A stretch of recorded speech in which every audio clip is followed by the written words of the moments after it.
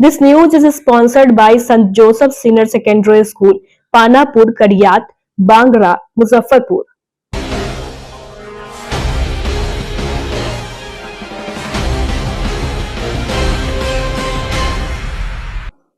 नमस्कार, स्वागत है आपका डेन न्यूज में और दिन भर की तमाम अहम खबरों के साथ मैं हूं आरती सिंह। आगे बढ़ने से पहले आइए नजर डालते हैं आज की खास खबरों पर।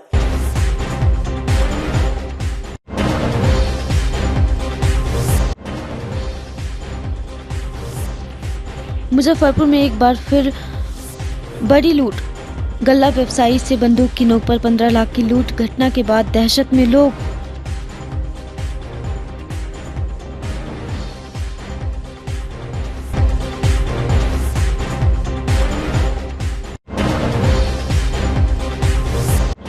युवक की हत्या कर अपराधियों ने शव को दूसरी जगह फेंका। पुलिस कर रही है मामले की जांच।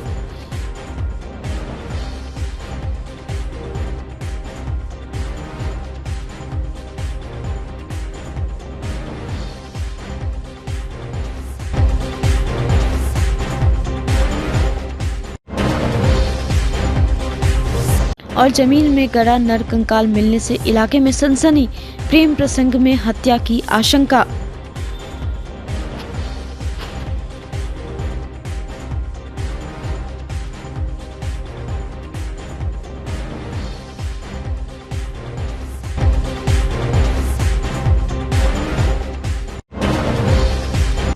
तो ये थी सुर्खियां और अब खबरें विस्तार से। मुजफ्फरपुर में एक बार फिर से बड़ी लूट की घटना में पुलिस महकमे में हड़कंप मच गया है। बेखौफ अपराधियों ने सरेआम गल्ला कारोबारी को गन पॉइंट पर लेकर करीबन 15 लाख की लूट की घटना को अंजाम दिया है। घटना कांटी थाना क्षेत्र के पुराना चौक स्थित कांटी बाजार गोला मंडी की है। इस लूट की घटना के बाद व्यवसायियों के बीच दहशत का माहौल है। सूचना पर कांटी पुलिस के साथ डीएसपी पश्चिमी सुचित्रा कुमारी दलबल के साथ मौके पर पहुंची और छानबीन की। जानकारी के अनुसार शाम 5:30 बजे अपाचे बाइक सवार 3 अपराधी नवल किशोर गुप्ता उर्फ पप्पू गुप्ता के जय माता दी ग्रेन स्टोर में पहुंचे और पप्पू गुप्ता समेत सभी को गन पॉइंट पर ले लिया।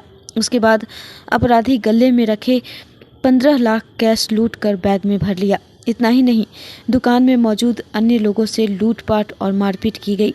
घटना को अंजाम देने के बाद सभी अपराधी मीनापुर की ओर फरार हो गए। इस घटना की पूरी वारदात दुकान में लगे सीसीटीवी कैमरे में कैद हो गई है, जिसमें अपराधियों की करतूत साफ साफ नजर आ रही है। फिलहाल सीसीटीवी के आधार पर अपराधियों की गिरफ्तारी के लिए पुलिस लगातार छापेमारी कर रही है। डीएसपी सुचित्रा कुमारी ने कहा कि सभी अपराधी जल्द ही पुलिस की गिरफ्त में होंगे। अपाची से 3 अपराधी आए हैं, दुकान के अंदर में प्रवेश कर गए हैं और गले से जो भी पैसा था वो लूट के ले गए। हथियार दिखाए? हथियार सबके हाथ में हथियार था। 3 आदमी से था। कितना कैश रहा होगा? 15 से ऊपर है, 15 और 20 के बीच में था। कितने बजे की घटना है? ये 5:40 पर है। पहचान हुई है? कोई नहीं, सब तीनों एक मास्क लगाए हुए था, तीनों 2 मुंह बांध के रखे हुए था। क्या बोला आया तो क्या बोला? बोला तो कुछ नहीं आया, कनपट्टी पर भिड़ाया, एक हाथ मारा हमको और काउंटर से टोटल निकाल के चल गया। लगभग कितना रुका होगा यहाँ? मुश्किल से 5 मिनट। भीड़ भाड़ थी उस समय कोई भीड़ भाड़ नहीं थी। अकेले थे? हम अकेले थे, 2 स्टाफ था काउंटर। क्या उम्र रही होगी अपराधियों की? सब वही 30-35 बरस के ऊपर होगा थोड़ा सा। एक ही बाइक अपाची उजला रंग का है। सब मुँह बांटते हैं? हाँ, सब मुँह बांध। हथियार सभी के पास था? सबके पास था। सभी लोग अंदर आए थे या एक गेट पर था, 2 अंदर आए थे। किधर की तरफ भागा है वो? सब मीनापुर के तरफ। पुलिस आई थी? अब पुलिस तो अभी आई थी, गई उसके। लगातार घटना इस तरह की हो रही है? लगातार हो रही है। मेरे यहाँ गोलीकांड का भी एक पहले घटना हो चुकी है और 2-3 बार तो चोरी हो चुकी है। प्रशासनिक उसमें क्या कुछ कार्रवाई? क्या बस जो भी है खाना पूर्ति होगा, बस खेल खत्म। मारपीट भी हुई है? हमारा एक हाथ हमको दिया और सटा दिया। हाँ, सब भांज रहा था और एक मनोज सिंह अकुराहा के थे, उनके हाथ से भी 35,000 हाथ में बोल रहे हैं कि था, उनको भी लेके चला गया। तो आपके अलावा उनसे 35,000? हाँ हाँ, वो सामान लेने नहीं, बैग से कुछ नहीं लेके आए थे। एज क्या रहा होगा लगभग अंदाज? वही 30 बरस से ऊपर। क्या नाम हुआ दुकान का? जय माता दी ग्रेन स्टोर, कहाँ पे है ये? कांटी पुराना चौक। प्रशासन से क्या मांग रहे हैं? प्रशासन इस मार्केट में गोला मंडी में पुलिस लगाया जाए, और क्या मांग रहेगा। बार बार घटना हो रही है मंडी में। व्यवसाय सुरक्षित नहीं है क्या? नहीं नहीं, व्यवसाय तो सुरक्षित नहीं है। इससे पहले भी गोली चली हुई है, 2-3 बार चोरी हुई है। अभी जस्ट 6 महीने पहले भी चोरी हो चुकी है। लगातार घटनाएं? हाँ, लगातार अगल बगल में चारों तरफ घटना होती ही रहती है। पुलिस आने के बाद क्या कार्रवाई की अभी? अभी तक कोई अभी जानकारी नहीं मिला है। अपराधी किस दिशा में भागे? वो मीनापुर दिशा में भागी। काटी थाना अंतर्गत जय माता दी ग्रेन स्टोर जो है, गले की एक दुकान है, जिसमें लगभग 5:30 बजे 5:40 के अराउंड जो है वो एक लूट की घटना कारित हुई है, जिसमें 3 अपराधी थे। 3 बाइक सवार अपराधी थे, 2 पिस्टल उन्होंने रखा हुआ था और उन्हें डरा धमका कर लूट की घटना कारित की है। तो घटना कारित करने के बाद ये लोग मीनापुर वाला जो एरिया है उसमें गए हैं। तो हमारी टीम जो है उस एरिया में भी जांच पड़ताल कर रही है। यहाँ पे हम लोग कैमरा चेक कर रहे हैं, आगे का कार्रवाई का हम लोग प्रोसेस ये कर रहे हैं। कितने की लूट की राशि बताइए? लगभग 15 लाख की लूट की राशि दुकानदार द्वारा बताई जा रही है। क्या चीज़? हाँ, सारे अपराधी बाइक से थे। संख्या कितनी थी? 3 लोग नकाब पोस्ट है मैडम सर? नकाब पोस्ट थे। हाँ, सारे मास्क लगाए हुए थे, कुछ नकाब पोस्ट भी थे, मास्क भी लगाए हुए थे। मुजफ्फरपुर में खेत गड़ा नर कंकाल मिलने से पूरे इलाके में सनसनी फैल गई है। सूचना मिलते ही स्थानीय पुलिस और फॉरेंसिक साइंस लेबोरेटरी की टीम ने घटनास्थल का मुआयना कर जांच शुरू कर दी है। घटना कुढ़नी प्रखंड के तुर्की थाना क्षेत्र के छाजन गांव की है। स्थानीय ग्रामीणों की नज़र खेत में गड़े इंसान के पैर पर लगी। इसके बाद इसकी सूचना पुलिस को दी गई। पुलिस की मौजूदगी में गड्ढा खोदकर शव को बाहर निकाला गया, जो नर कंकाल बन चुका था। मृतक के पैर से उसकी पहचान कर ली गई। मृतक की पहचान छाजन गांव निवासी 35 वर्षीय जीतू राम के रूप में हुई है। एफएसएल टीम ने घटनास्थल से नर कंकाल के कई हिस्से को बरामद किया है। इसमें सीने की हड्डी, जबड़ा, खोपड़ी, दांत और लॉन्ग बोन शामिल है। एफएसएल टीम ने वैज्ञानिकों तरीकों से सभी बरामद वस्तुओं को इकट्ठा किया और जांच शुरू कर दी। मृतक की पत्नी ने चंदा देवी ने बताया कि उसका पति जीतू राम 15 दिनों से गायब था। पत्नी ने कहा कि इसके पति की हत्या कर शव को जमीन में गाड़ दिया गया है। इधर घटना के बाद से गांव में डर और चर्चा का माहौल है। लोग इसे एक बड़ी रहस्यपूर्ण घटना के रूप में देख रहे हैं। वहीं पुलिस और एफएसएल की टीम मामले को सुलझाने में जुटी है। आज 15 दिन हुआ, सब बड़ी खोजबीन किए थे, नहीं पता चला। तो पुलिस में कंप्लेन नहीं की? कर रहे थे तो पुलिस किया करती थे, बिन सबूत पर कुछ भी नहीं करेंगे। तो पता कैसे चला है खेत में? ये खेत में अभी कोई आया था खेत जोतने, तो वह देखा है तो कहा था कुआ सब गया था। क्या न्याय चाह रही हैं आप? न्याय चाहिए हमरा, जैसे पति के मार ले हमरा, जोन जोन मार ले ओकर मौत चाहिए, जोन जोन मार ले ओकर मौत चाहिए। छाजन पसरवा तुर्की में ये कुछ दिन पहले करीब 12-13 दिन पहले एक चंदा देवी नाम की महिला थी। उन्होंने आवेदन दिया था कि उनके पति जीतू राम पेशर बिंदेश्वर राम वो उनकी मिसिंग है।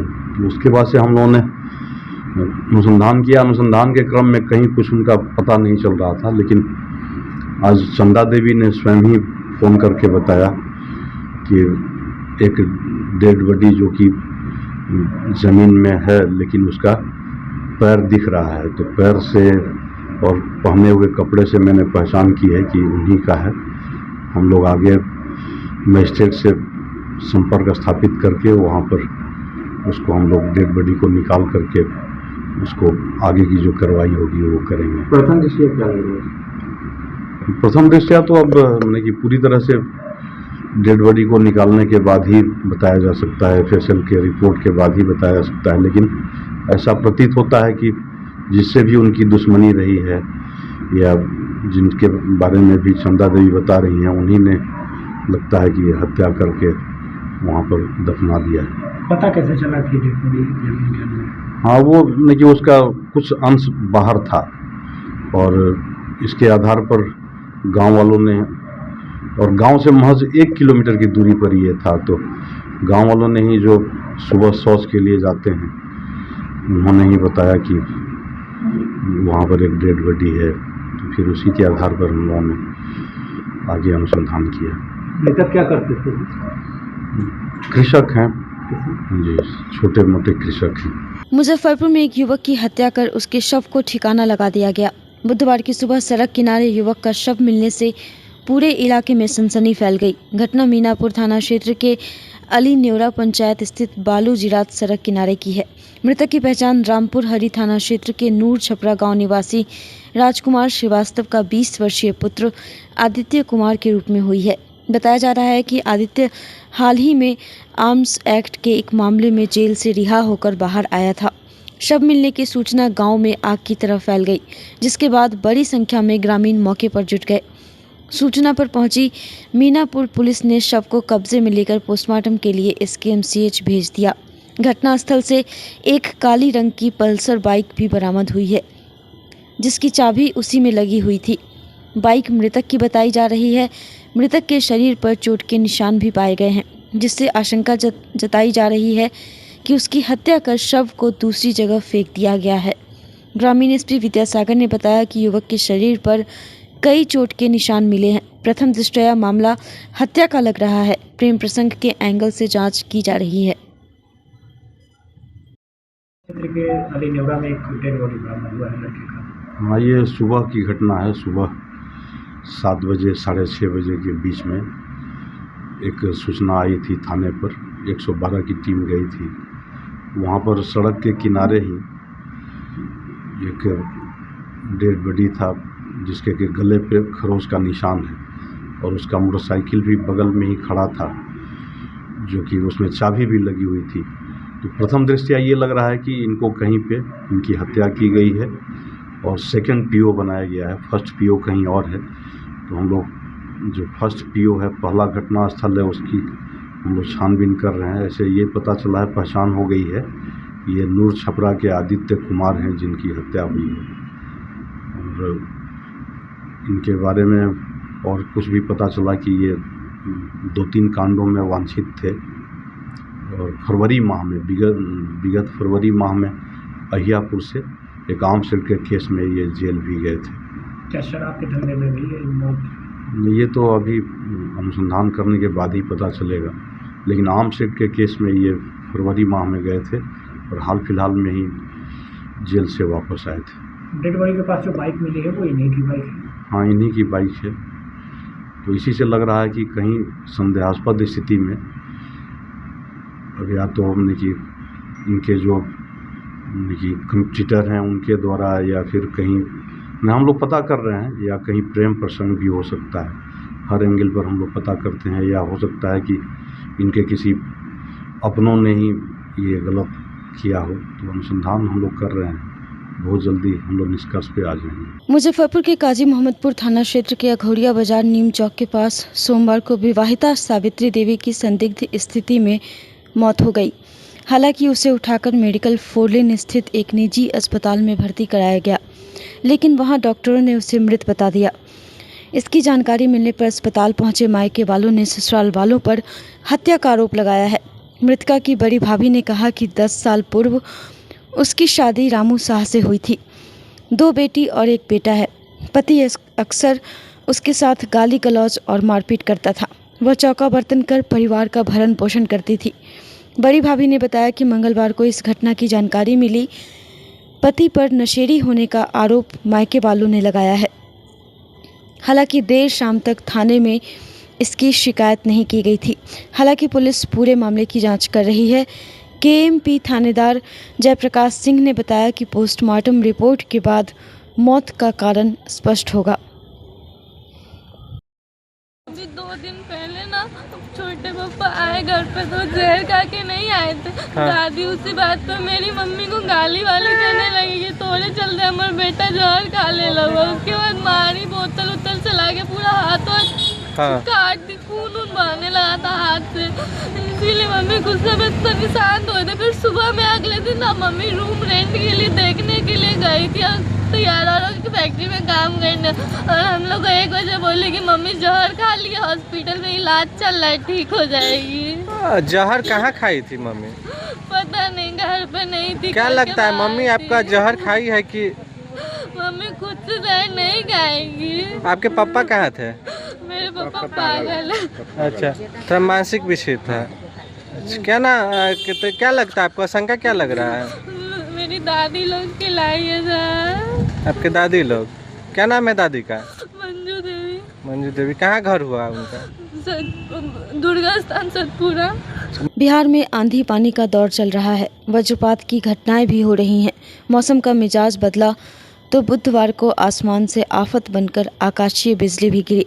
ठनके की चपेट में आकर एक लड़की की जान चली गई। घटना मुजफ्फरपुर के साहिबगंज थाना इलाके के भलोही सिकंदर गांव की है। बताया जा रहा है कि रमेश प्रसाद यादव की 15 वर्षीय पुत्री नंदिनी कुमारी हाई स्कूल में पढ़कर घर आ रही थी।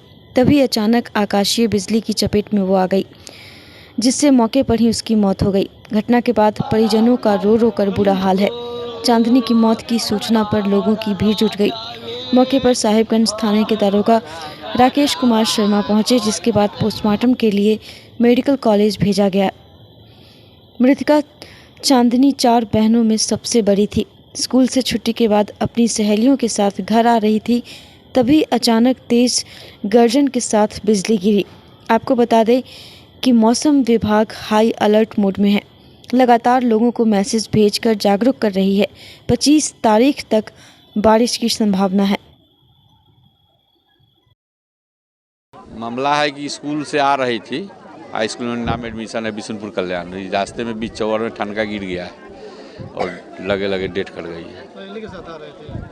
सहेली के साथ? हाँ, 5-7 आदमी थे जोड़े से, लड़की लोग। क्या नाम है? देखिए, ये तो वज्रपात देह पर गिर गया है। कहाँ पर घटना हुई है? घटना गौरा और बी कल्याण के सिवान पर हुआ है। कैसे पता चला आप लोगों को और परिजनों को? एक साथ पता लगा है कि एक साथ 4-5 लड़की गई थी उत्क्रमित उच्च विद्यालय बी कल्याण, वहीं पढ़ती है सब, और लौटने के क्रम में आंधी तूफान और बारिश आई है और देह पर ही ठनका गिर जाने से वहीं पर मृत्यु हो गई है।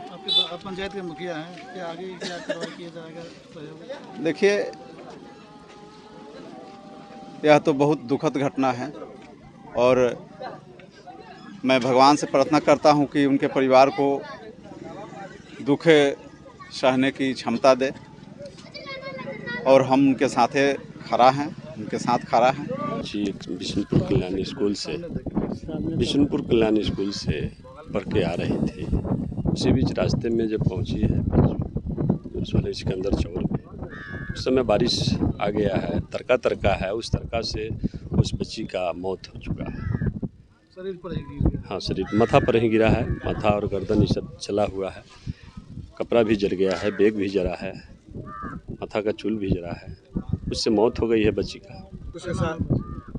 जी, बच्ची का क्या नाम हो गया?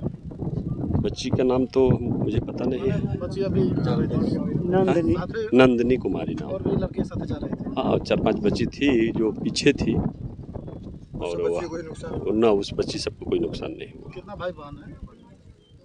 4 बहन है। भाई क्या हुआ? भाई नहीं है। मुजफ्फरपुर जंक्शन के बाहर से लिफ्ट देने के बहाने दिल्ली से कमाकर लौट रहे यात्री धर्मेंद्र कुमार को ऑटो व कार सवार अपराधियों ने अगवा कर पिस्टल के बल पर लूटपाट किया है। अपराधियों ने 1 लाख नकदी व सारा सामान लूटकर पताही एयरपोर्ट के आगे फ्लाईओवर के समीप जबरन कार से धक्का देकर सड़क पर गिराकर फरार हो गया। घटना की प्राथमिकी दर्ज कराने के लिए पीड़ित पारू थाना के बहदीनपुर निवासी धर्मेंद्र कुमार 4 थाने कर्जा सदर, नगर व काजी मोहम्मदपुर थाने का चक्कर काटा। अंत में वह नगर डीएसपी 2 सीमा देवी से मुलाकात की। इसके बाद नगर थाने में इसकी प्राथमिकी दर्ज की जा रही है। पुलिस सीसीटीवी फुटेज के आधार पर बदमाशों को चिन्हित करने में जुट गई है।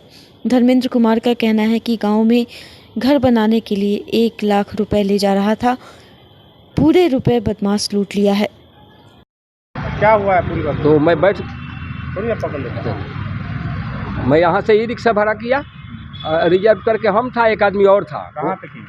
ये स्टेशन से यहाँ से जैसे मारीपुर गए पावर हाउस के पास, उससे जैसे ब्रिज पर चढ़ने लगा एक कार गया, कार वाले जाके वहाँ रोक लिया, एकदम ई रिक्शा को बंद कर दिया वहीं पर। और वो तो बोला अंकल, जो मेरे साथ बैठा था ना आदमी, वो उसी का आदमी था। वो बोला कि अंकल ये मेरे गांव का है, चलो चलो ये भी पार चलेगा, इसी में हम लोग चलते हैं। हम कहा नहीं, हम तो अपना बस से जाएंगे। मेरे सामने उठा के डिक्की में ज़बरदस्ती रख लिया, हाथ धो के बैठा लिया, चलिए चल रहे हैं, क्यों ऐसे करते हो। जैसे गए पताही के पास ओवरफ्लाई ब्रिज के पहले, कहा कि आगे पुलिस का चेकिंग है, उतर दिया। हम क्यों उतरेंगे, हम कोई चोर है। बस धक्का दिया, गाड़ी लेके भाग गया। भाग गया सर। बैग था इतना बड़ा, व्हील वाला खींच के चल रहा। आदमी था वो लोग 2 आदमी गाड़ी में था, एक मेरे साथ गया था, वो भी उसी का आदमी था, 3 आदमी था। पीछा क्या लगा था, कहाँ से पीछा कर रहा है? तो उजला वो सर हम कुछ नहीं देखा, वही मारीपुर पावर हाउस से जैसे आगे बढ़े वहाँ जाके ई रिक्शा के पास वो ऐसे घेर लिया जाकर के, और उसमें बैठा लिया। कार से था, उजला कार था सर। पैसा कहाँ से लाए थे आप? दिल्ली में सर हम नौकरी करते हैं, हम दिल्ली से आए थे। अच्छा, तो कर्जा उर्जा काट के लाए। स्टेशन से उतरे थे यहाँ पे? हाँ। कब उतरे थे? 6 बजे, शाम को 6 बजे। कल शाम में? जी, कल शाम को 6 बजे। वो पैसा जमा करके लाए थे यहाँ? जमा करके सर, घर उर थोड़ा बनाना था, तो मरम्मत सब करना था। और कहाँ जाना था? कुछ नहीं जाना था सर, पारू रेवा रोड। जी। घर आपको कहाँ? घर हमारा पड़ता है पारुए के नज़दीक, बहदीनपुर गाँव पड़ता है सर। कहाँ पर की घटना है? ये पताही के पास वो 4 लेन बना हुआ है ना, ओवरफ्लाई ब्रिज, उससे पहले का। जगह का नाम? कार से उतार दिया तो पकड़ी पड़ जाएगा मेरे ख्याल। पकड़ी? कौन थाना में आता है? ये सब पता नहीं है। मैं तो यहाँ दौड़ी, यहाँ गया तो यहाँ से बोले कि वहाँ सदर थाना जाओ, सदर थाना से फिर यहाँ भेजा कि नहीं यहाँ का केस बनेगा। तो अभी फिर बेटा 2 पिटीशन फड़वा दिए, फिर पिटीशन लिखने गया है, पेपर लाने गया है। अब कौन थाना में दे रहे हैं? अब यहाँ फिर वहीं एसपी साहब के पास गए थे, तो वो बोले कि यहाँ यहीं दीजिए, करा देते हैं। अब वो रिसीव कर ले तब। रेलवे स्टेशन के पीछे लग गया था आपके? जी। क्या नाम है? धर्मेंद्र कुमार यादव। धर्मेंद्र कुमार यादव। घर कहाँ हुआ? हमारा पड़ता है बहदीनपुर, पारू के पास पड़ता है, बहदीनपुर गाँव है सर। काम कहाँ करते हैं? काम दिल्ली में करते हैं। किस चीज़ का? बागेश्वर धाम सरकार के पीठाधीश्वर पंडित धीरेन्द्र शास्त्री मंगलवार को मुजफ्फरपुर पहुंचे और अपने तीखे व राष्ट्रवादी भाषण से एक बार फिर चर्चा में आ गए। पताही के चौसीमा मैदान में आयोजित 9 दिवसीय विष्णु महायज्ञ के अवसर पर उन्होंने हनुमत कथा का आयोजन किया, जिसमें हजारों की संख्या में श्रद्धालु मौजूद थे। धीरेन्द्र शास्त्री मंच पर करीब 5 घंटे की देरी से पहुंचे। मंच पर आते ही उन्होंने कहा, बिहार में काबा देर से आने पर जो शाम 5 बजे से हमें गाली दे रहे हैं, उन पागलों की जय हो।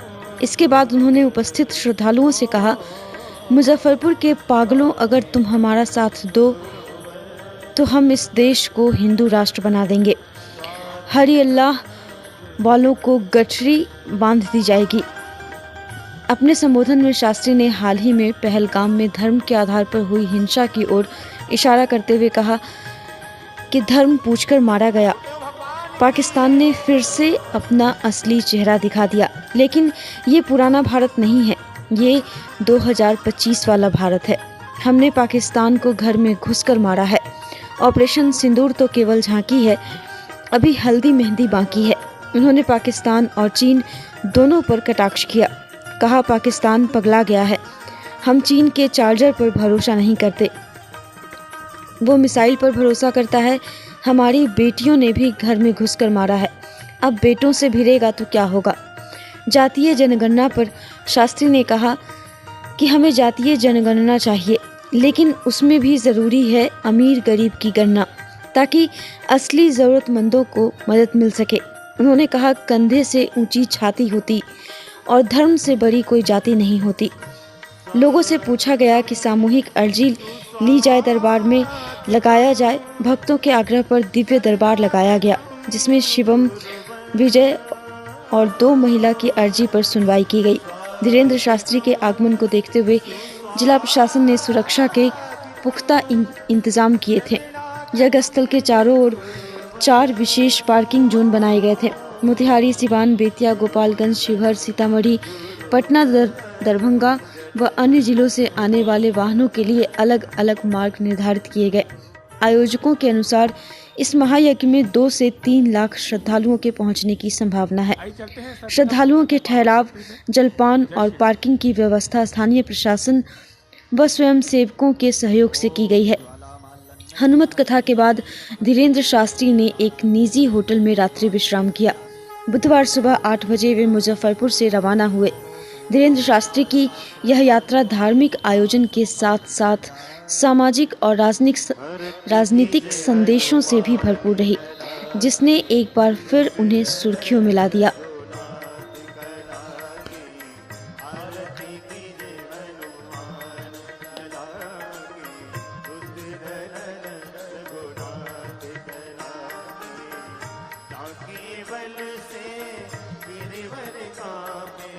भारत का शौर्य, भारत का पराक्रम, भारत शस्त्र शास्त्र दोनों से संपन्न है। 2025 का ये भारत है जो घर में घुस करके मारता है, आतंकवादियों के ठिकानों को नेस्ता नाबूद करता है और हमारे भारत के अंदर आकर पहलगांव की जो घटना की निश्चित रूप से निंदनीय है, जो सुहाग को उजाड़ा है। भारत की सेना ने उसका मुंह तोड़ जवाब सिंदूर ऑपरेशन के तहत दिया। पाकिस्तान चूंकि बिगड़ैल औलाद है तो वो बाज नहीं आएगा, उसे बार बार इसी तरीके से ठिकाने पर लगाया जाएगा। और पाकिस्तान को ये खबर जरूर करिए कि ये तो भारत की बेटियों का जलवा था, अगर बेटे आंदोलन में आएंगे, रणभूमि में आएंगे तो तेरा क्या होगा कालिया। हिंदू की एकजुट की बात कर रहे हैं, जातिवाद की। हम देश में जातिवाद की जनगणना तो चाहते हैं, पर हम देश में सिर्फ 2 जातियां चाहते हैं, एक अमीर की, एक गरीब की, ताकि गरीबों का डेवलपमेंट हो, देश की शिक्षा पर काम हो, देश के स्वास्थ्य पर काम हो। जातिगत जनगणना में ही देश को घुमाते रहोगे तो देश का कब भला होगा। कास्टवाद से ऊपर उठ करके राष्ट्रवाद पर देश को पहुंचना चाहिए। अपने निजी झंडे, पार्टी के झंडे से ऊपर उठकर तिरंगे की आन बान शान के लिए जीना चाहिए, यही सच्ची भक्ति है। मुजफ्फरपुर समाहरणालय में बुधवार को भाकपा माले के नेतृत्व में औराई प्रखंड के सहिला बल्ली और महेशवाड़ा पंचायत के सैकड़ों लोगों ने अपनी समस्याओं को लेकर जिलाधिकारी के समक्ष जोरदार प्रदर्शन किया। प्रदर्शनकारियों ने जिलाधिकारी को एक ज्ञापन सौंपा, जिसमें 4 प्रमुख मांगे उठाई गई। पहली मांग, सहिला बल्ली के वार्ड 11 में कम क्षमता वाले ट्रांसफार्मर के कारण साल भर कम वोल्टेज की समस्या है, जो गर्मियों में और गंभीर हो जाती है। दूसरी मांग, वार्ड 12 में दलित और पिछड़े समुदाय के लिए शमशान घाट की व्यवस्था है, क्योंकि शव जलाने में भारी कठिनाइयों का सामना करना पड़ता है, जिससे शर्मिंदगी और परेशानी होती है। तीसरी मांग, सहिला बल्ली के वार्ड 11 में भूजल स्तर के अत्यधिक नीचे जाने से उत्पन्न हुए गंभीर जल संकट के समाधान की है। चौथी मांग, महेशवाड़ा पंचायत में दलित समुदाय की जमीन पर अवैध कब्जे को हटाने की है। प्रदर्शनकारियों ने चेतावनी दी कि यदि उनकी मांगें शीघ्र पूरी नहीं की गई तो वे आंदोलन को और तेज करेंगे।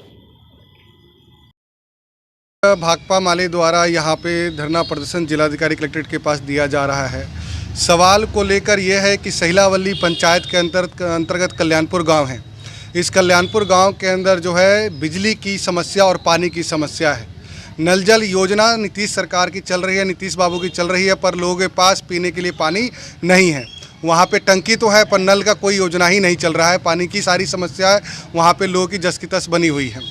दूसरा वहाँ पे समस्या ये है कि जो बिजली है वो बिजली वहाँ पर लोगों के पास जो है वो कम वोल्टेज में आता है और गर्मी इतनी पड़ रही है कि लोगों के पास जो पंखा चलाते तो उसके अंदर वो चलेगा कैसे, क्योंकि वोल्टेज ही नहीं है। तीसरा आज सवाल जो यहाँ पे लिया गया है, महेशवाड़ा पंचायत के अंतर्गत महेशवाड़ा गाँव है, वहाँ पर माझी समुदाय के 30 से 35 घर हैं।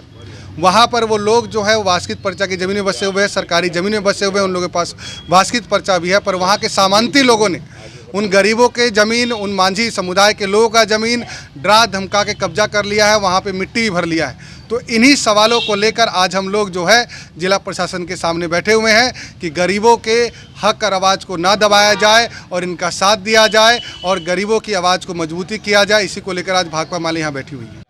आज भाकपा माले औराई प्रखंड इकाई की ओर से एक धरना का कार्यक्रम है। अभी मैंने कही कि औराई में वहाँ पर दलितों पर हमला लगातार जारी है।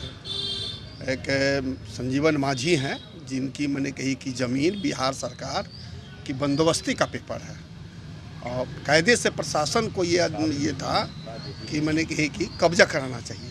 कब्जा था संजीवन मांझी को, लेकिन वहाँ के दबंगों ने, भूमाफियाओं ने वहाँ के प्रशासन से मिल करके उस ज़मीन पर कब्जा कर रहा है। दूसरी नंबर बात है कि औराई में मैंने कही कि बिजली का बड़ी समस्या बना हुआ है। आज भारत हमारा इतना उन्नत कर गया, हमारे राज्य इतना उन्नत कर गया, उन्नत करने के बाद भी मैंने क्या कहते हैं कि अभी वहाँ पर मैंने कही कि बिजली का समस्या बनी हुई है। लोगों को लो वोल्टेज मिल रहा है। जो आबादी है, आबादी के हिसाब से उसको ट्रांसफार्मर जो लगना चाहिए था वो ट्रांसफार्मर नहीं है। वहाँ पर न मोटर चल रहा है, न पंखा चल रहा है और न किसी तरह का मैंने कही बल्ब भी ठीक से नहीं जल रहा है। तो ये हमारी मांग है कि मैंने कही कि वहाँ पर अविलंब ट्रांसफार्मर को बदला जाए और वहाँ पर बिजली व्यवस्था को ठीक किया जाए। मुजफ्फरपुर में भाजपा जिलाध्यक्ष विवेक कुमार ने पद संभालने के 3 महीने बाद अपनी कार्य समिति की घोषणा कर दी। इस समिति में प्रवक्ता, मीडिया प्रभारी, 36 मंडलों के प्रभारी और 6 विधानसभा क्षेत्रों के प्रभारी शामिल हैं। कार्य समिति की पहली बैठक 22 मई गुरुवार को रामदयालु सिंह महाविद्यालय के प्रांगण में आयोजित होगी। इस बैठक में बिहार सरकार के उद्योग मंत्री नीतीश मिश्रा और उत्तर बिहार के संयोजक विधान पार्षद राजेश गुप्ता मुख्य अतिथि के रूप में उपस्थित रहेंगे। बैठक में नई कार्य समिति के सदस्यों का स्वागत किया जाएगा और आगामी कार्यक्रमों की रूपरेखा तैयार की जाएगी। जिलाध्यक्ष विवेक कुमार ने बताया कि कार्य समिति का मुख्य उद्देश्य प्रधानमंत्री नरेंद्र मोदी द्वारा शुरू की गई योजनाओं की जानकारी जन जन तक पहुंचाना और पात्र लाभार्थियों को उनका हक दिलाना है। उन्होंने कहा कि समिति संगठन को मजबूत करने और जनसेवा के लक्ष्य को प्राप्त करने के लिए प्रतिबद्ध है। आज का प्रेस वार्ता का उद्देश्य है कि कल हम लोग को बने 3 महीना से ऊपर हो गया है और हम लोग की पूरी कमेटी अभी नहीं बन पाई थी। आज पूरी कमेटी की घोषणा हो रही है। हमारे पदाधिकारी हैं, हमारा जो कार्य समिति है, जो अस्थायी कार्य समिति है, विशेष आमंत्रित जो उस कार्य समिति के सदस्य हैं, हमारे प्रवक्ता हैं, हमारे मीडिया प्रभारी हैं और जितने भी हमारे मंडल हैं, 36 मंडलों के प्रभारी, हमारे 6 विधानसभा के हमारे जो प्रभारी हैं, उन सब की घोषणा आज हो रही है। उसी के लिए किए हैं और कल कार्य समिति होना है। प्रथम कार्य समिति आरडीएस कॉलेज के सभागार में कल हमारे बिहार सरकार के जो उद्योग मंत्री हैं नीतीश मिश्रा जी और हमारे इस उत्तर बिहार क्षेत्र के संयोजक हैं पार्टी ने 2 भागों में उत्तर और दक्षिण बांटा है। उसमें हमारे उत्तर बिहार के संयोजक विधान पार्षद राजेंद्र गुप्ता जी वो भी आ रहे हैं और कल जो भी हमारे कार्य समिति के सदस्य बने हैं वो सारे लोगों का कल स्वागत और सम्मान भी होना है और आगामी कार्यक्रम जो होने हैं पार्टी के, जिसमें बूथ सशक्तिकरण, ऑपरेशन सिंदूर और बिहार को जो हमारे माननीय प्रधानमंत्री ने जो बजट दिया है उस बजट पर भी बातें होगी और उस बजट में क्या क्या मिला बिहार को, उन सब चीज़ों को हम अपने साथियों के बीच रखेंगे और वो लोग फिर आगे उस पर हर मंडल में, हर प्रखंड में, हर गांव में, हर टोला में उस बात को जो भी लाभार्थी हैं उन तक पहुंचाने का भी काम करेंगे और जो लोग लाभार्थी से वंचित रह गए हैं उन सबों को जोड़ने का भी प्रयास आगामी ये कार्यक्रम में लोग, हमारे जितने भी हमारे साथी हैं, हमारे पार्टी के जितने भी सदस्य हैं,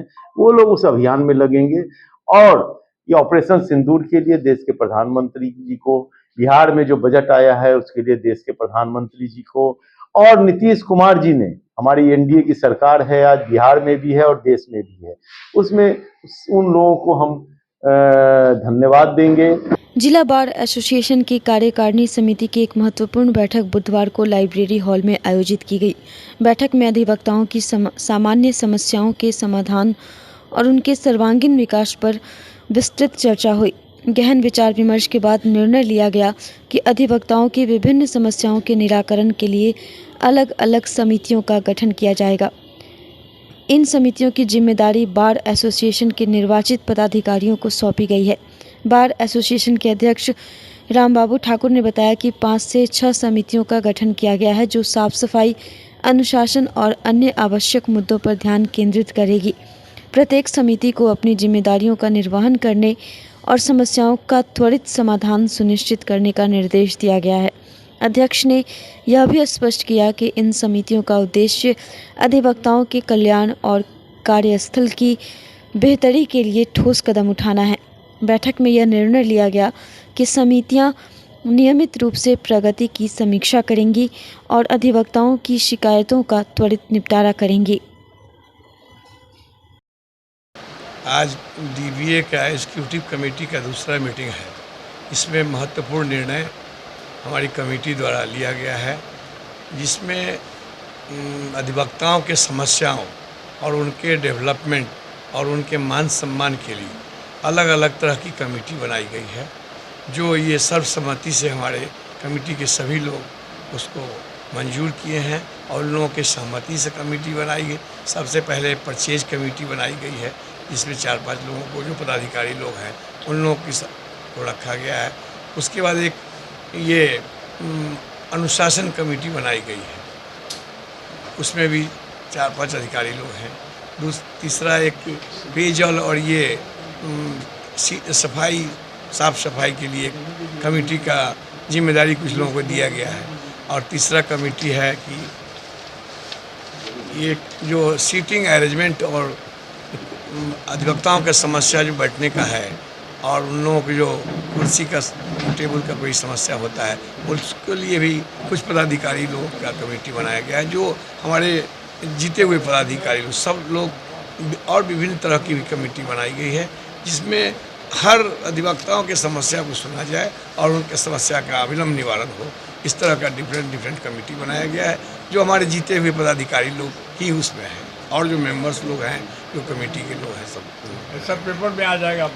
और ये कुल मिला के यही है कि और हाजिरी सिस्टम को कैसे दुरुस्त किया जाए और कैसे लोगों को सुविधा मुहैया करे, इसके लिए भी अलग से कमेटी बनाई है। और सब मिला जुला के यही है कि अधिवक्ताओं के समस्याओं के लिए और उनकी सुविधा के लिए हम लोग तत्परता से काम करने के लिए ये सब लोग तैयार हैं और उसके लिए अलग अलग जिम्मेदारियां दी गई है और उन लोग जिम्मेदारी अपना निभाने के लिए तैयार हैं। स्टेट बैंक ऑफ इंडिया ने मुजफ्फरपुर जिला के निजी सभागार में स्वयं सहायता समूह को ऋण वितरण कार्यक्रम का दीप प्रज्वलित कर उद्घाटन किया गया। यह आत्मनिर्भरता की ओर एक और कदम बढ़ाते हुए विशेष कार्यक्रम में स्वयं सहायता समूह जीविका समूहों को 21 करोड़ के ऋण वितरण किए गए। कार्यक्रम में भारतीय स्टेट बैंक उत्तर बिहार नेटवर्क के महाप्रबंधक आर नटराजन द्वारा वितरण किया गया। कार्यक्रम में गणमान्य और बड़ी संख्या में जीविका समूहों की महिलाएं उपस्थित रहीं। एसबीआई द्वारा आयोजित यह कार्यक्रम ग्रामीण महिलाओं को आर्थिक रूप से सशक्त बनाने, स्वरोजगार को बढ़ावा देने और आत्मनिर्भर भारत के सपने को साकार करने की दिशा में एक महत्वपूर्ण कदम है। इस दौरान एसबीआई के महाप्रबंधक आर नटराजन ने पत्रकारों को जानकारी देते हुए बताया कि एसबीआई सदैव समाज के अंतिम पंक्ति तक वित्तीय सेवाएं पहुंचाने के लिए प्रतिबद्ध रहा है। जीविका समूहों के माध्यम से महिलाओं को आर्थिक रूप से सशक्त कर हम ग्रामीण अर्थव्यवस्था को नई दिशा दे रहे हैं। कुल 450 जीविका समूहों को विभिन्न प्रकार के उत्पादक कार्यों के लिए कुल 21 करोड़ के ऋण वितरित किए गए हैं। मौके पर पद्मश्री किसान चाची राजकुमारी देवी, उप महाप्रबंधक प्रफुल्ल कुमार झा, जीविका डीपीएम अनीशा गांगुली समेत कई गणमान्य व्यक्ति उपस्थित थे। हमारे भारतीय स्टेट बैंक के लिए बहुत महत्वपूर्ण कड़ी है। ये यही समारोह नहीं है, इसके अलावा भी हम सभी ज़िले में जाकर कर रहे हैं। आज ही के दिन मुंगेर में भी हो रहा है कल हम इधर कर रहे हैं मधेपुरा में करेंगे। इस तरह का सिलसिला जारी रहता है। कल जो गल था उससे उधर समस्तीपुर में किया था हमने। इस तरह का वितरण समारोह करने से एक SHG मूवमेंट को और बढ़ावा देने के लिए और महिला सशक्तिकरण के ऊपर काम करने के लिए एक मौका मिल रहा है बैंक को। इसके अलावा बैंक जो है व्यक्तिगत रूप में लोन देने के लिए भी बहुत तैयार है, जो उद्यम अपना बना सकें ताकि वो अपना जो भी ऋण ले रहे हैं उसको वापस करने में सक्षम हो। जैसा कि आप भी जानते हैं कि जीविका बिहार सरकार महिलाओं को आत्मनिर्भर बनाने में बहुत बड़ा रोल अदा किया है। काफ़ी लोग जागरूक हुए हैं, तो उसे रूप में लोन देकर अब जो है आगे इंडिविजुअल लोन देने की दिशा में प्रयास कर रही है। हाँ, वही जैसे मैंने पहले भी बताया था, इंडिविजुअल लोन देने के लिए भारत सरकार और राज्य सरकार का जो भी योजना है उसके अंदर देने के लिए पूरा कोशिश करते हैं। मुद्रा योजना के अंदर पशुपालन, मक्खी पालन, जो भी मतलब ये पिगरी, गोटरी जो भी करने के लिए हम लोन दे रहे हैं अभी। इसके अलावा अभी PMFME के अंदर जो भी छोटे उद्योग हैं जो खाद्य संबंधी खाना बनाने वाला बनाते हैं, जैसे अचार हो, पापड़ हो, जूस हो, उसके लिए भी हम अलग से लोन दे सकते हैं। उसका सब्सिडी भी अलग है उनको, उस पर हम काम ज़रूर कर रहे हैं। सर, ये बताना चाहेंगे कि ये टोटल कितने ग्रुपों को दिया गया और कितनी राशि दी गई? आज राशि जो वितरण हुआ है वो 21 करोड़ का राशि वितरण हुआ है। अभी इस नया साल है ये, अभी पिछले महीने से लगभग अभी तक हमारा 200 करोड़ का वितरण हो चुका है हमारा। ये एक ही मतलब हमारे क्षेत्र की बात कर रहा हूँ, वैसे मेरी तरफ भी और झारखंड भी है और दूसरा उत्तर बिहार, दक्षिण बिहार का भी है एक और नेटवर्क है, उधर भी इस तरह का कार्यक्रम हो रहा है। North Bihar chamber of commerce and industry के द्वारा शुभकरण केडिया सभागार में आगामी 22 मई से 26 मई तक आयोजित 5 दिवसीय आत्मनिर्भर उद्योग मेला के सफल आयोजन हेतु परिषद कक्षा में मेला आयोजन समिति के पदाधिकारी एवं स्टॉल धारक प्रतिभागियों के साथ एक बैठक आयोजित की गई, जिसमें मेला का सफल आयोजन करने को लेकर विस्तार से चर्चा की गई। इस दौरान परिषद के अध्यक्ष श्याम सुंदर भीमसेरिया ने बताया कि मेला का शुभारंभ 22 मई गुरुवार को संध्या 4 बजे किया जाएगा, जिसका उद्घाटन उद्योग मंत्री नीतीश मिश्रा करेंगे। इस दौरान मुख्य अतिथि के रूप में नगर विधायक विजेंद्र चौधरी, विधान पार्षद बंशीधर बृजवासी, महापौर निर्मला साहू सहित कई अन्य गणमान्य लोग मौजूद रहेंगे। श्याम सुंदर भीमसेरिया ने साथ ही बताया कि मेले का मुख्य उद्देश्य है कि आत्मनिर्भर बिहार बने एवं सूचना लघु उद्योग एवं महिलाओं द्वारा किए जा रहे घरेलू एवं कुटीर उद्योग को बाजार उपलब्ध कराना है। इस मेले में किलकारी के बच्चों के द्वारा लाइव दिखाया जाएगा कि घर की बेकार चीज़ों से एक से बढ़कर एक सामान बनाया जा सकता है। साथ ही चाक पर मिट्टी के बर्तनों एवं लहठी बनाते हुए दिखाया जाएगा। उसमें विभिन्न प्रकार के जो आ रहे हैं आइटम्स को लेके लोग, जिसमें कि विशेष करके जो खूबी है कि जैसे आपको लाइव जो है हम दिखलाने वाले हैं कि जो बर्तन, मिट्टी के बर्तन, वो चाक के ऊपर कैसे बनाता है कुम्हार, वो हम लाइव काउंटर उसका देने वाले हैं। लहठी, उसको लाइव दिखलाने वाले हैं कि लहठी कैसे निर्मित की जा रही है। हम उसमें लाइव दिखलाने वाले हैं कि जो किलकारी, जो सरकार की एक संस्था है, उसके बच्चों के द्वारा घर में खराब पड़े सामानों से एक बेहतर सामान बनाया जा सकता है, उसका भी लाइव हम प्रदर्शन दिखलाने वाले हैं। इसके अलावा हम लोगों के इस बार के इस मेले में कोल्हू का कच्ची घानी का सरसों तेल, इसके अलावा जो है सो आप समझ लीजिए कि तरह तरह का, जैसे कि महिलाओं के द्वारा जो है विभिन्न प्रकार का जो रेडीमेड गारमेंट्स तैयार किया जाता है घरों में, उसका जो है सो प्रोडक्ट लेकर के महिलाएं आ रही हैं।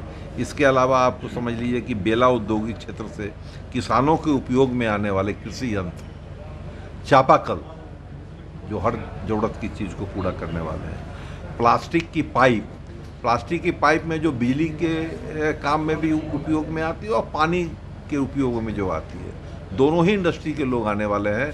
पानी टंकी जो मुजफ्फरपुर में बन रही है 500,000 लीटर की, उस टंकी को भी लेकर के लोग आने जा रहे हैं। इसके अलावा साइकिल उद्योग, बहुत लोगों को नहीं मालूम होगा कि मुजफ्फरपुर में साइकिल की भी इंडस्ट्री है और लुधियाना में ही साइकिल नहीं बनती है, मुजफ्फरपुर में भी साइकिल बनती है। तो वो साइकिल का भी जो उद्योग चला रहे हैं वो भी अपने प्रोडक्ट को लेके आ रहे हैं।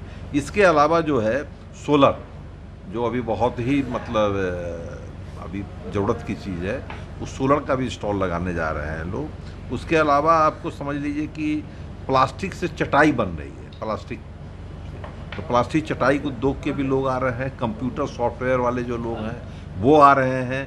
इसके अलावा जो है फूड कोर्ट जो हमारा बन रहा है, फूड कोर्ट में बनारस का चाट, वो इस बार जो है एक विशेषता होगी, बनारस का चाट मिलेगा।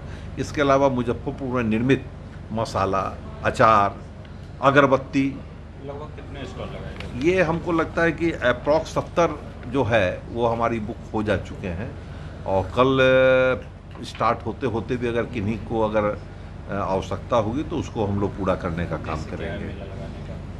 उसका मुख्य उद्देश्य है कि जो खास करके जो हमारे कुटीर उद्योग, सूक्ष्म उद्योग जो हमारे बीच में चल रहे हैं, उसका जो प्रोडक्ट है उसको बाजार मिले। तो उसको बाजार तभी मिलेगा जब लोगों को जानकारी होगी कि हमारे मुजफ्फरपुर में भी इस तरह का उद्योग चल रहा है, और मुजफ्फरपुर का निर्मित सामान हो सकता है कि वही सामान 5 रुपये का सामान जाके मॉल में 25 रुपये में बिक रहा है। आज की जो बैठक हम लोग कर रहे हैं, कल 22 तारीख से लेकर 26 तारीख तक आत्मनिर्भर बिहार, आत्मनिर्भर उद्योग के विषय को लेते हुए हम लोग 22 से और 26 तक जो है एक इंडस्ट्रियल फेयर। मुजफ्फरपुर के अखाड़ा घाट रोड कृष्णा होंडा के सामने आगामी 23 मई शुक्रवार को उज्ज्वल लाइब्रेरी का भव्य उद्घाटन होने जा रहा है। उद्घाटन समारोह की मुख्य अतिथि डिप्टी मेयर डॉक्टर मोनालिसा होंगी, जबकि विशिष्ट अतिथि के रूप में फिजिक्स वाले और आकाश इंस्टीट्यूट के डायरेक्टर शामिल होंगे। यह जानकारी बुधवार को लाइब्रेरी की डायरेक्टर मनीषा जायसवाल ने एक प्रेस वार्ता में दी। उन्होंने बताया कि उद्घाटन के अवसर पर जून तक निःशुल्क पंजीकरण की सुविधा उपलब्ध होगी। पूर्णतः वातानुकूलित लाइब्रेरी में शांत और स्वच्छ वातावरण, उचित रोशनी, आरामदायक फर्नीचर और हाई स्पीड वाईफाई की व्यवस्था की गई है। इसके अतिरिक्त दैनिक समाचार पत्र और शुद्ध पेयजल की सुविधा भी उपलब्ध होगी। मनीषा जायसवाल ने कहा कि लाइब्रेरी का उद्देश्य विद्यार्थियों और पाठकों को अध्ययन के लिए आदर्श माहौल प्रदान करना है। यह लाइब्रेरी उज्ज्वल लाइब्रेरी पहले जो बालूघाट ढुलान के पास थी, उसी को बस स्थानांतरित करके यहाँ कृष्णा होंडा के सामने ज्ञानी आइसक्रीम के ऊपर 2nd फ्लोर पर ये खुल रही है, जिसका ओपनिंग 23 मई को शुक्रवार को होने जा रहा है शाम 5 बजे से। इसके उद्घाटनकर्ता में हमारे शहर की डिप्टी मेयर मोनालिसा जी आ रही हैं, साथ में फिजिक्स वाले सर के डायरेक्टर आ रहे हैं, आकाश सर इंस्टीट्यूट के डायरेक्टर आ रहे हैं। और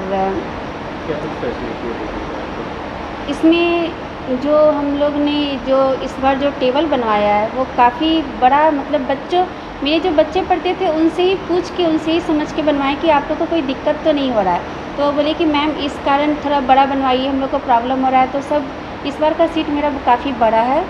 और यहाँ पे वाईफाई का सुविधा मिलेगा, प्यूरीफाई वाटर का सुविधा है, AC का सुविधा मिलेगा।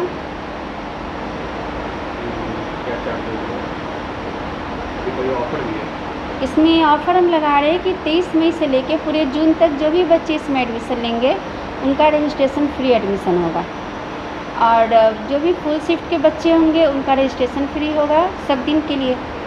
कितनी कैपेसिटी है बैठने में? इसका कैपेसिटी लगभग 70 सीट है इसमें।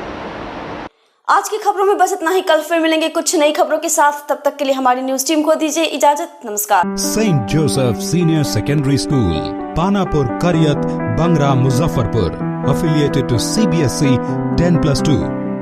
Co-education. The school maintains a very efficient team of teachers equipped with physics, chemistry, biology, maths and computer lab. Career-oriented classes through counseling from Standard 6. Skill development through yoga, dance and music. Route-wise vehicle facilities available. Separate hostel facilities for boys and girls.